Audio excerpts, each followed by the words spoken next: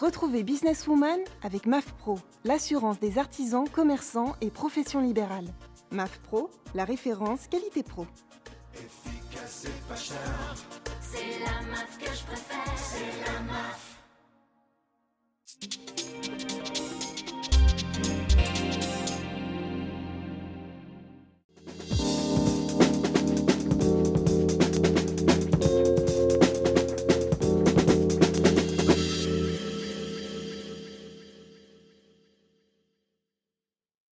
Bonjour à toutes et à tous, bienvenue dans Businesswoman. Alors travail, statut social, bonne rémunération, qui n'a pas déjà rêvé de tout plaquer pour réaliser un rêve, vivre de sa passion ou simplement changer de vie? Sur un coup de tête, certains décident du jour au lendemain que le jeu en vaut la chandelle, que le bonheur n'a pas de prix et que la vie est trop courte pour la nourrir de regrets. Vous l'aurez compris, changer de vie pour vivre sa passion, c'est le thème de notre émission. Et pour nous en parler aujourd'hui, Sandrine Dakache, bonjour. Bonjour. Merci d'être avec nous sur le plateau. Vous êtes un profil particulier, atypique. Vous étiez pédiatre et aujourd'hui, vous avez décidé de monter votre entreprise. C'est tout à votre honneur. Est-ce que vous pouvez nous expliquer rapidement quelle est votre entreprise et pourquoi ce grand écart? Mon entreprise est une entreprise de pâtisserie traiteur qui a gardé un petit lien avec mon ancien métier de pédiatre à travers le contact avec les enfants par le biais de cours de pâtisserie qui s'adressent même de temps en temps à des enfants qui ont des régimes particuliers. Mais pour revenir à l'entreprise, le but était de faire des gâteaux tous les jours. À un moment donné, j'ai senti que c'était ça qui me nourrissait, c'était mon moteur dans la vie, faire de la pâtisserie tous les jours. Donc j'ai créé mon entreprise dans ce but-là. Alors vous allez me faire croire que vous avez tout plaqué, des années d'études, un métier en or par gourmandise? Alors justement, quand on est pâtissier, on est moins gourmand que passionné de ce qu'on donne, parce que faire de la pâtisserie ou de la cuisine, moi j'ai toujours considéré que c'était des actes d'amour. Hein. On donne vraiment quelque chose de soi aux gens.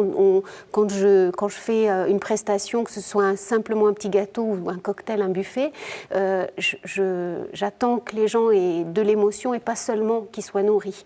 Et j'ai appelé mon entreprise fantaisie salée et sucrée parce que j'essaye d'apporter une originalité et quelque chose de personnalisé aux demandes que me font les gens, et c'est pour ça que j'ai pas de menu établi et que à chaque fois je conçois selon le goût et le budget des gens. Alors dit comme ça, c'est vrai que ça paraît assez simple, assez facile à mettre en place, mais combien de temps entre la réflexion et l'action? En combien de temps vous avez concrétisé justement votre rêve?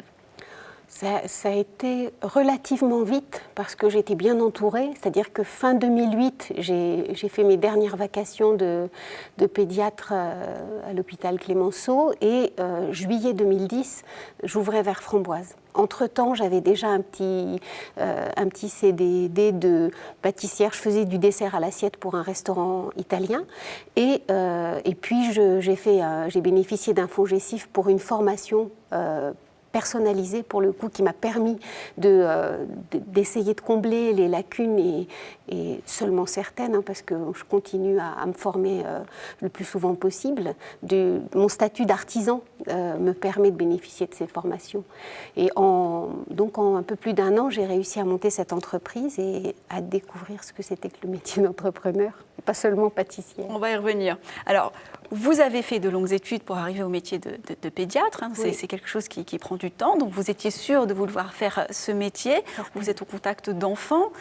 Qu'est-ce qui manquait à votre épanouissement professionnel à l'époque pour justement en arriver là aujourd'hui et changer de parcours? Alors, il manquait rien en fait. J'ai pris le temps, mais j'ai compris que mon métier de pédiatre me permettait de soigner les enfants. Et il y en avait un en particulier que je devais soigner, c'était moi. Donc j'avais quelque chose de bien enfoui que je devais soigner, que j'ai soigné. Et après, du coup, j'ai pu m'écouter et puis devenir pâtissière. Donc il n'y avait pas de manque. Comment ont réagi vos proches?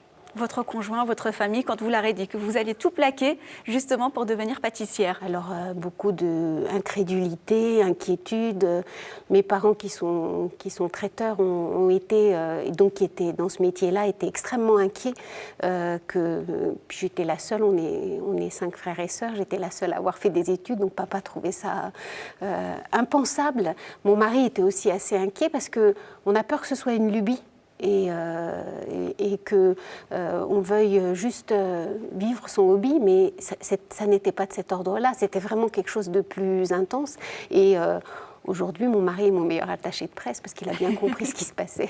On pouvait légitimement se poser la question à l'époque, s'inquiéter, enfin je veux dire, leur crainte était compréhensible. Largement. Comment réagissent vos patients? Parce que j'imagine que vous leur avez expliqué qu'ils ne pouvaient plus prendre rendez-vous chez vous. Ça c'est assez douloureux, hein. Ça c'est assez douloureux. J'étais pédiatre hospitalier et j'avais une consultation spécialisée et puis j'avais régulièrement des patients qu'on appelle un peu des moutons à 5 pattes, des gens qui avaient des enfants qui avaient des problèmes de santé qu'on n'arrivait pas bien à étiqueter et puis on finit par se poser la question de l'allergie et puis par un bilan adapté et une prise en charge adaptée, on arrive à comprendre ce qui ne va pas, mettre un régime, mettre des mesures de réduction. Donc un vrai suivi et donc un affect qui se crée. Et un jour, un papa me disait, pour notre fille, nous maintenant ça y est, c'est fait, mais comment ils vont faire les autres? Donc je n'avais pas grand-chose à répondre.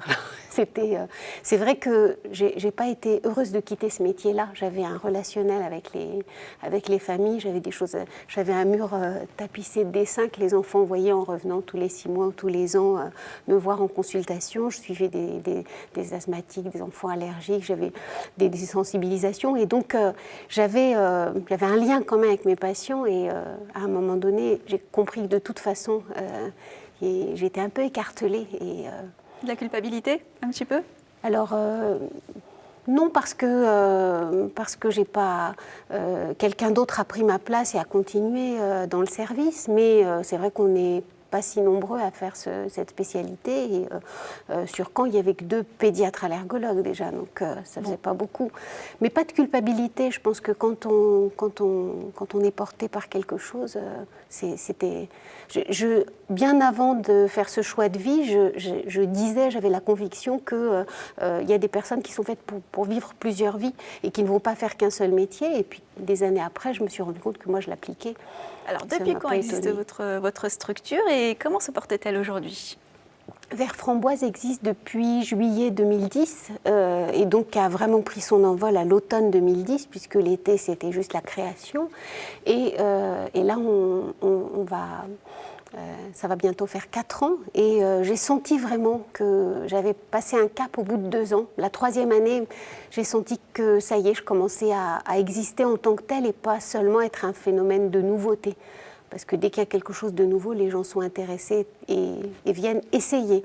Ils peuvent se lasser aussi très rapidement. Et voilà. Et donc, comme je n'étais pas juste un concept, mais je correspondais à une entité qui avait sa place, j'ai pu demeurer. Et dès le départ, malgré mes lacunes en marketing, en différents domaines que doit maîtriser un chef d'entreprise, j'ai misé sur la qualité et l'aspect personnalisé de ce que je proposais.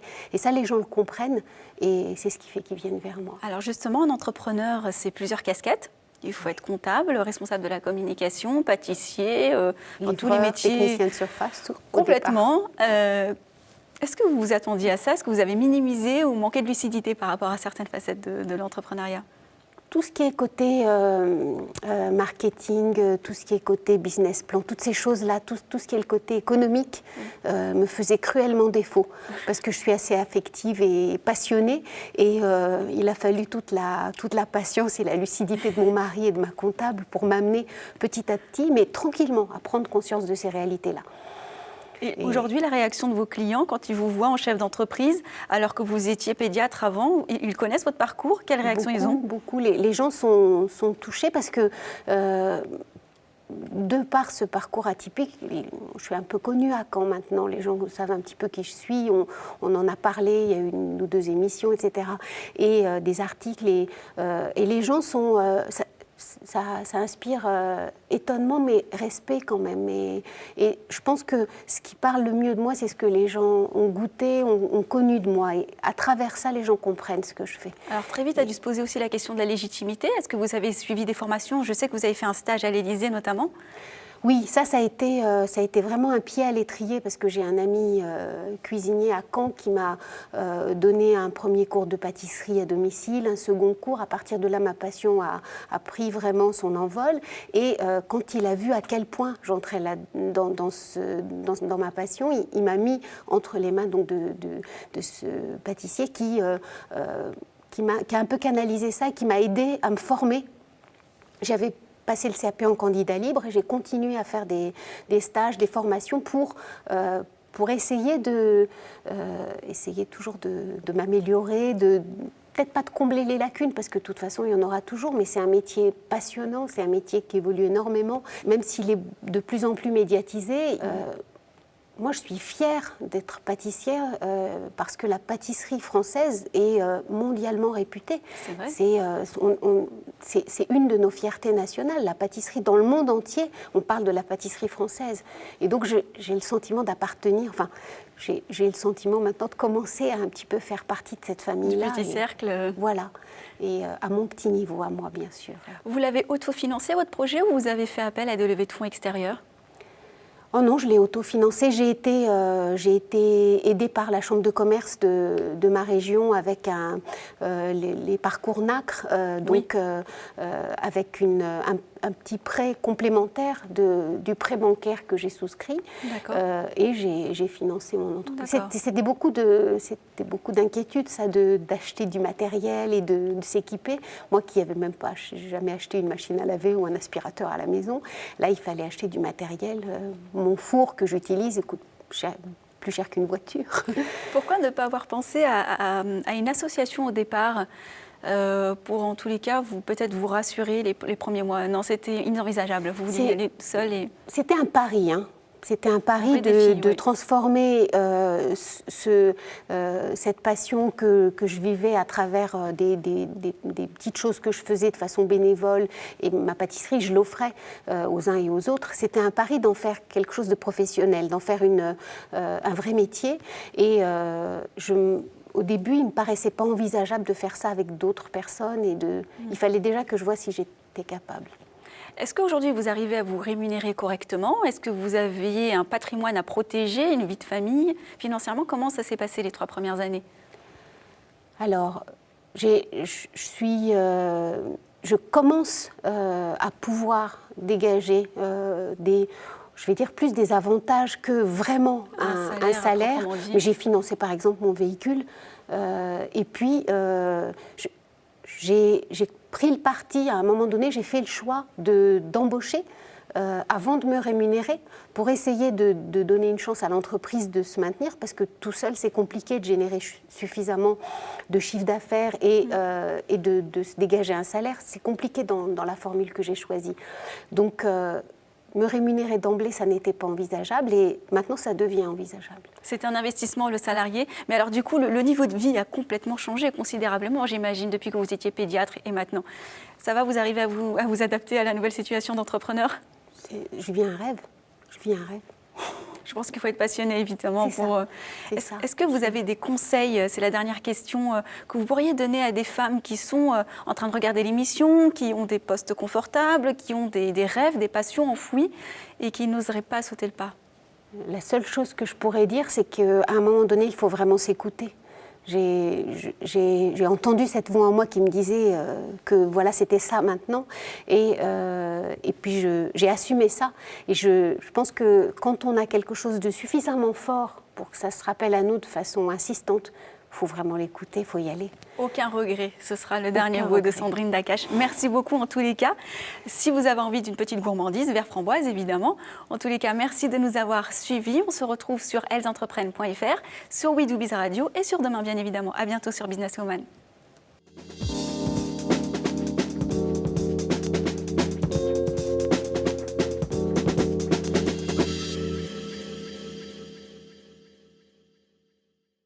Business Woman vous a été présenté par MAF Pro, l'assurance des professionnels depuis plus de 60 ans. MAF Pro, la référence qualité pro. Efficace et pas cher. C'est la MAF que je préfère. C'est la MAF.